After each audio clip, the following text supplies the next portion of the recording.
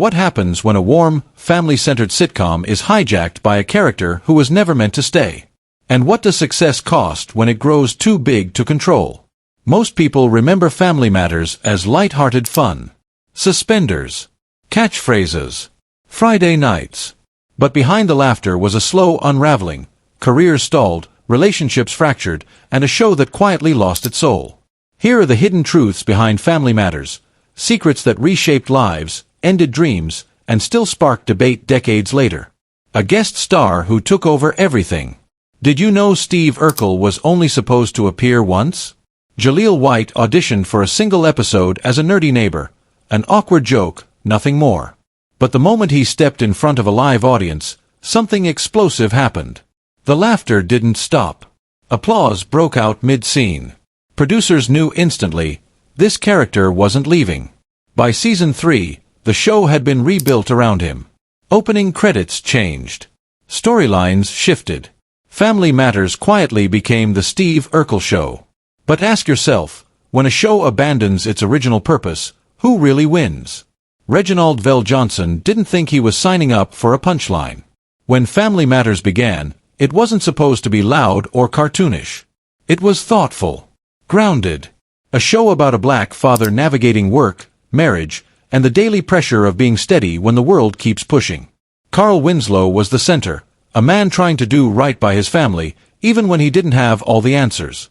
Early episodes dealt with money problems, parenting fears, and the kind of quiet responsibility that rarely got applause. VelJohnson believed in that vision. He gave Carl warmth, authority, and vulnerability. For a moment, it felt like television growing up alongside its audience. Then Steve Urkel walked through the door. At first, Urkel was supposed to be a one-off gag, a clumsy neighbor, a quick laugh. But audiences responded instantly. Laughter was louder. Ratings rose. Network executives noticed. Slowly, almost imperceptibly, the gravity of the show shifted. The father who once anchored the story became the reaction shot. The moral compass became comic relief. VelJohnson didn't stay silent. He spoke up. He asked for balance. He pleaded for the show to remember what it was meant to be. But success has a way of drowning out intention. Contracts locked him in. Ratings locked the direction. He watched something meaningful transform into something louder, simpler, easier to sell. And he had to smile through it. How do you fight success when it erases what you stood for? Fame came with resentment. Jaleel White was only 12 years old when lightning struck. He was prepared, focused, professional beyond his years. He hit his marks, remembered his lines, and delivered laughs effortlessly. But overnight, a child became the most important person on set, and not everyone handled that well. Some adult cast members stopped talking to him. Others made jokes that stung more than they laughed. A kid who just wanted to do his job became the symbol of a show's shift, blamed for choices he never made. Between scenes, while laughter echoed from the studio audience, White cried alone in quiet corners, trying to understand why success felt like punishment. No one prepares you for how isolating fame can be, especially when you're too young to name the feeling. Isn't it unsettling how quickly applause can turn into distance? Reinventing the character, and failing. As White grew older, the role grew heavier. He wanted range. He wanted space to breathe. He wanted to prove he was more than suspenders and a nasal catchphrase. So the show experimented. Stephen Urkel, transformation chambers, clones, robots. Bigger ideas. Bigger swings. Audiences watched, amused, but unmoved. Whenever Urkel softened, ratings dipped. Whenever he disappeared, viewership followed. The message was clear and brutal. They didn't want the actor's growth. They wanted the mask. The harder White pushed against the character, the tighter it wrapped around him. The thing that gave him opportunity became the thing that limited it. His talent was real, but it lived inside a box built by popularity. Can talent ever outgrow what made it famous? A child actor erased without a goodbye.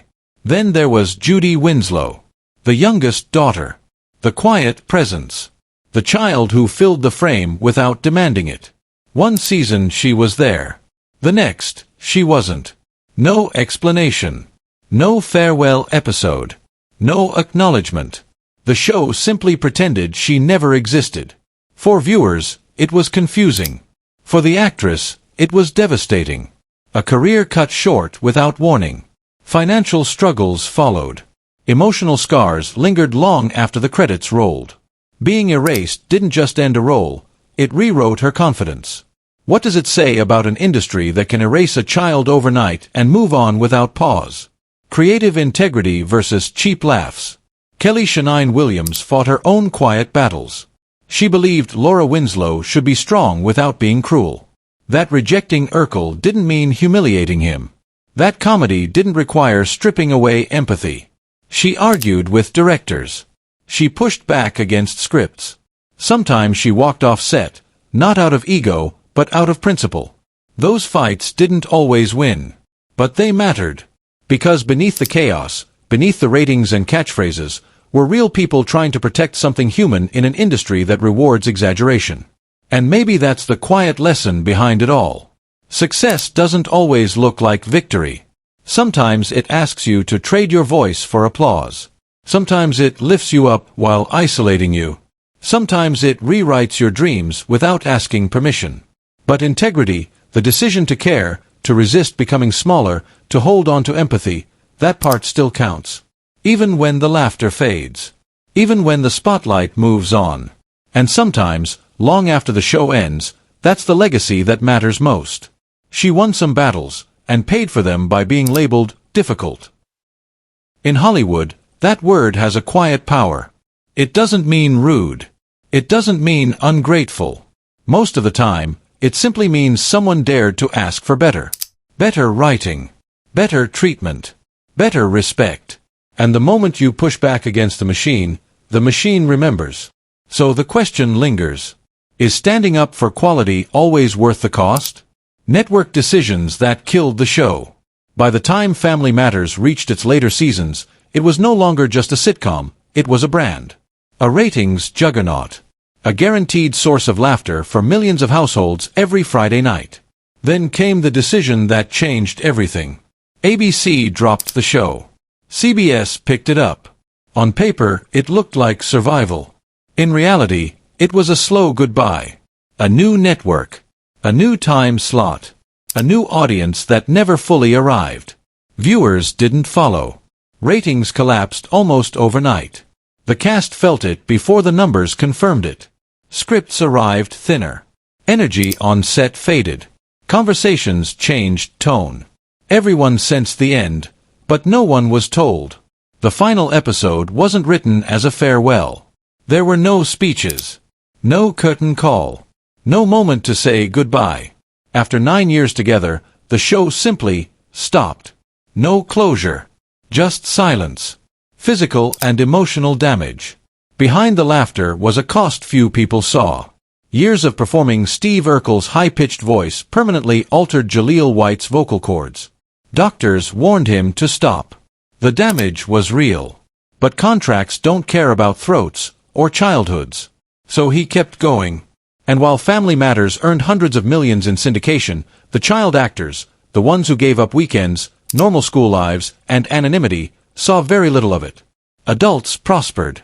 Executives moved on. Kids grew up carrying the weight. How many smiles were bought at too high a price? Trying to escape, and learning to accept. When the show ended, Jaleel White ran. He dropped the glasses. He dropped the voice. He dropped the nostalgia. He wanted to be seen as more than one character. More than one joke. But audiences didn't follow him this time. They felt rejected. Networks hesitated. Roles disappeared. Hollywood, which once celebrated him, suddenly didn't know what to do with him. And then came the realization that changed everything. You don't erase a legacy. You learn how to carry it. When White finally embraced Urkel again, on his terms, doors reopened. Not because the character owned him, but because he stopped fighting the truth of what he had given people. Joy matters. Memories matter. The reboot that never happens.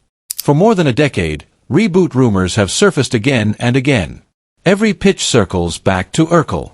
Ratings logic demands it. But many original cast members refuse. Without Carl Winslow, the heart of the show, Is it even Family Matters? The standoff continues. And maybe that's not failure. Maybe it's restraint. Maybe some stories are better left untouched. The legacy beneath the laugh track. Family Matters made millions laugh. It became a comfort show. A family ritual. A piece of television history. But behind the jokes were broken expectations, sidelined talent, and a family slowly pushed into the background of its own home. Still, the story endures, not because it was perfect, but because it was human. So here's the question worth leaving with. When success grows too large, does it elevate everyone, or consume everything in its path?